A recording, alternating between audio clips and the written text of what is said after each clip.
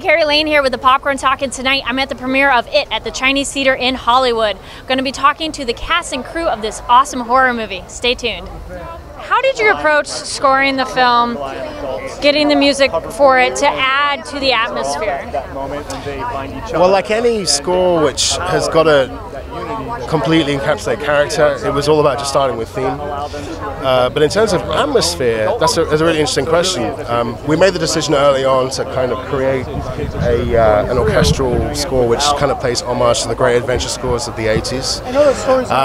And so much of the atmosphere came from just how quiet you can create, how quiet can an orchestra play. You know, there were some textures we explored which I didn't even know could be made by a group of, like for example, we used a very large cello section and a very large bass section and got them to play on the, what's called the tailpin of it. It's like a piece of wood that connects the strings to the instrument. And the whole instrument resonates, and just that sound is just the most perfect, weird, kind of atmospheric sound we could find. So yes, and I heard you had some music from a time long ago. Tell me about that.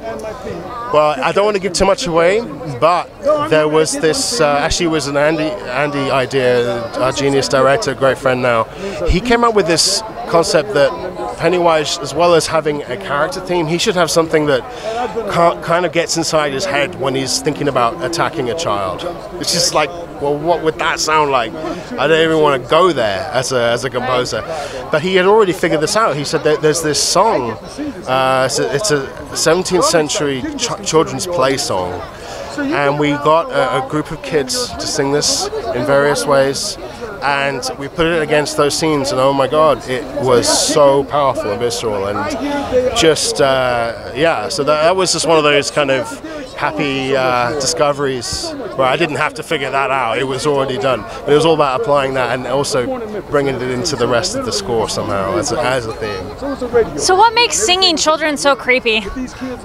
I think it depends on the context, because singing kids for me is the sweetest thing in the world. But I think if you're using it as a narrative device, I think it's the complete disconnect between context, where it shouldn't belong in that context. And I think obviously the idea of kids floating like in a trance, that was something else we wanted to explore by using this children's choir and including that in our sound world. And then how do you approach a film without having the music be too powerful and more just an addition? Because you know, some films it's just like it's very obvious, and instead of being an add-on or a build-upon. Right. Well, it's so important, I think, with scoring is your key role is as a storyteller, and sometimes you're a character, sometimes you're just supporting the narrative, but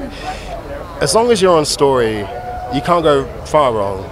So, I mean, interesting what you're saying about size and scale, because with this film, more than any I've done recently, it was actually how big could you go? I mean, normally, you know, when a director says, okay, this has to be huge, you go huge, and then actually maybe, let's just dial it back. In this, it was like, okay, is that all you got? Like, how far can we take this? And I think that the film is so much, it's so entertaining and so visceral, and it's got so much under the surface that, yeah, there was almost nothing I couldn't throw at it that it wouldn't sort of drink, and like, what more, how far can we go with this? It was a thrill. Very cool. Thank you so much, and congratulations. Thank you so much. Nice to meet you. Well, thank you so much for watching. I'm Kari Lane with the Popcorn Talk.